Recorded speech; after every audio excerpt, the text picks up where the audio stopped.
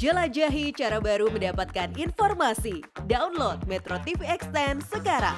Lalu bagaimana dampak hingga solusi dari pemerintah terhadap polusi udara yang memburuk di ibu kota Jakarta? Kita akan membahasnya dengan Menteri Pariwisata dan Ekonomi Kreatif Sandiaga Uno. Mas Andi, selamat sore. Selamat sore, Assalamualaikum warahmatullahi wabarakatuh, Mbak Afi. Waalaikumsalam warahmatullahi wabarakatuh. Mas Andi, sehat Mas? Atau ikut terkena batuk juga seperti Pak Jokowi, Mas Andi? Alhamdulillah masih sehat, walaupun ini udara di Jakarta ini kualitasnya naik turun ya. Waktu kemarin sempat setelah libur tanggal 17 Agustus, hari Jumat itu kualitasnya di bawah 100, jadi membaik secara signifikan, tapi tadi pagi balik lagi ke angka di atas 150. Ini juga pasti berkontribusi terhadap kesehatan saluran pernafasan bagi yang berkegiatan banyak di luar, termasuk saya. Dan saya juga mengurangi olahraga di luar karena ini juga mungkin nanti ada dampaknya terhadap mungkin selain batuk, sakit leher dan lain sebagainya. Tapi alhamdulillah masih sehat sampai sekarang, Mbak Afi. Alhamdulillah, semoga sehat selalu Mas Andi. Soal polusi udara atau cuaca yang kualitas udara yang buruk di DKI Jakarta ini, apa mungkin cerita atau masukan aspirasi dari masyarakat sebagai Menteri Pariwisata dan Ekonomi Kreatif? Tentu Anda menerima banyak cerita, di luar juga banyak yang mencurahkan perasaan mereka, kondisi yang mengganggu di media sosial. Kebanyakan cerita yang Anda terima sebagai Menteri Pariwisata apa, Mas Andi?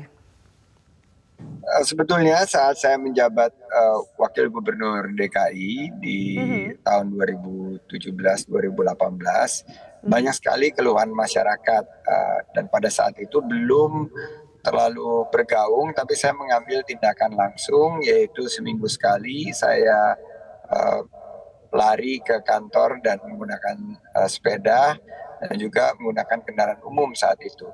Dan itu sepertinya hilang, dan setelah 5 tahun, setelah itu muncul kembali. Dan ini mungkin terburuk karena kita ada di posisi pertama.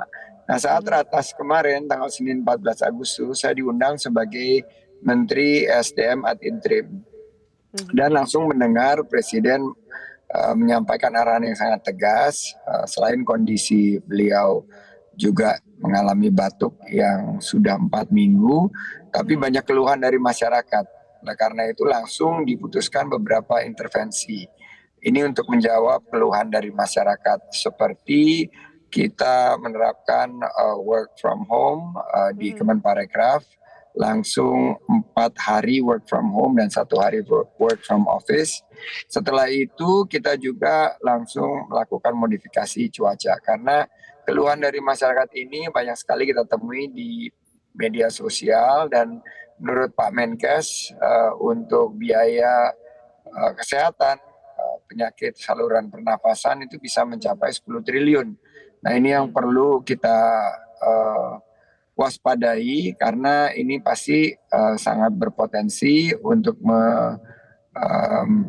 menjaga reputasi kita, karena kita kan akan menjadi tuan rumah dari banyak event internasional. Sementara kita sudah punya MRT, LRT, kita sudah masuk ke agenda elektrifikasi. Ini kita harus lakukan secara totalitas, langkah-langkah jangka pendek, jangka menengah untuk memastikan kesehatan masyarakat kita prioritaskan, dan polusi ini segera tertangani dengan betul-betul seserius mungkin.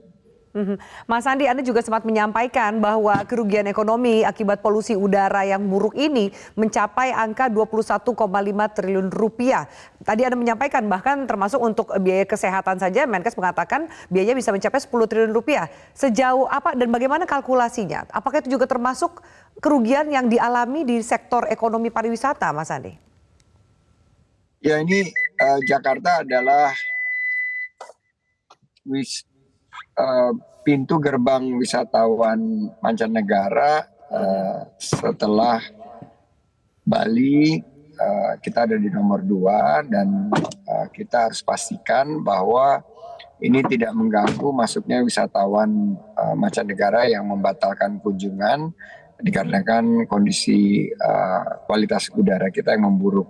Tapi 21,5 triliun itu adalah merupakan data dari survei yang diluncurkan Greenpeace Asia Tenggara dan IQ Air Visual, di mana 21,5 triliun atau 1,7 kali lipat dari defisit BPJS itu setara dengan 26% dari anggaran Kota Jakarta misalnya di 2020. Ini secara real time dipantau di 28 kota di seluruh dunia. Dan untuk data terbaru dari IQR ini ada 7.800 kematian dan menimbulkan kerugian lebih dari 2 miliar dolar atau 30 triliun rupiah. Nah, menurut saya ini suatu hal yang sangat-sangat serius dan kita harus pastikan bahwa kerugian-kerugian ini tidak terus meningkat dan harus kita lakukan langkah antisipasi polusi dengan fokus kepada program jangka pendek, program jangka menengah dan jangka panjang.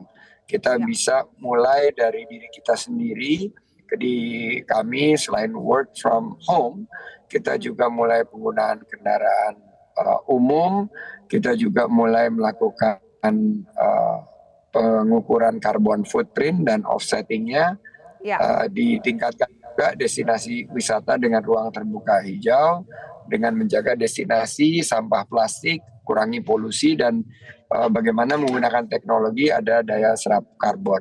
Itu yang sekarang kita lakukan secara totalitas karena kita ingin bahwa kerugian yang bisa mencapai 213 sampai 551 triliun atau setara dengan 4-5% dari PDB ini yang merupakan hasil kajian daripada pelaku usaha ini bisa kita hindari dan kita utamakan untuk pergerakan ekonomi dan membuka peluang usaha dan lapangan kerja seluas-luasnya. Mas Andi, sudah juga disampaikan oleh Menko Marves Luhut Binsar Panjaitan bahwa nanti untuk mengatasi minimal jangka pendek untuk polusi udara DKI Jakarta ini, kementerian akan diberlakukan kembali WFH. Apakah sudah ada informasi lebih jauhnya berapa persen yang akan masuk kantor, berapa persen yang akan WFH dan lain-lain? Sejauh apa diskusi ini bisa diterapkan? Saya langsung mengambil tindakan secara tegas setelah ratas karena saya mendengar langsung arahan dari Bapak Presiden, maka Minggu tanggal 14 Agustus yang kebetulan sudah berlangsung minggu ini kita sudah menerapkan work from home 4 hari kerja di rumah dan 1 hari kerja di kantor atau work from office. Untuk pelayanan publik tidak terganggu dan kita pantau terus. Tapi destinasi-destinasi wisata kita upayakan terus menjaga kualitas dari pelayanannya dan harapannya bahwa angka kualitas udara ini terus membaik karena kita tidak ingin membebani dari segi kesehatan masyarakat tentunya, dan nomor 2 untuk mengantisipasi kegiatan-kegiatan internasional yang akan ada dalam waktu 2-3 minggu ke depan seperti kita lihat kita menjadi tuan rumah ASEAN Summit. Ini harus kita pastikan bahwa kita bisa lakukan dengan lancar, jangan sampai ada pembatalan kunjungan ke Indonesia karena kualitas udara di Jakarta. Yang kedua adalah bagaimana setelah ini jangka menengah ini kita bisa pastikan seperti yang Beijing lakukan beberapa tahun yang lalu, mereka bisa berhasil membalikkan suasana dan kualitas udaranya sehingga langit biru bisa terlihat di Beijing. Nah, kami yakin dengan suatu tindakan yang tegas, yang terintegrasi, lintas kementerian lembaga juga didukung oleh masyarakat, termasuk juga penggunaan solar panel, penggantian pembangkit-pembangkit dengan pembangkit listrik dari energi baru dan terbarukan, dan kendaraan-kendaraan listrik ini bisa kita harapkan menopang dalam beberapa tahun ke depan kita akan kembali memperbaiki kualitas udara Jakarta sehingga Ya. kita kembalikan langit biru di Jakarta. Kita harapkan langit biru itu bisa segera mungkin kita lihat. Terima kasih banyak Mas Sandiaga Uno untuk waktu dan juga diskusi kita di Prime Time News pada sore hari ini. Sehat selalu.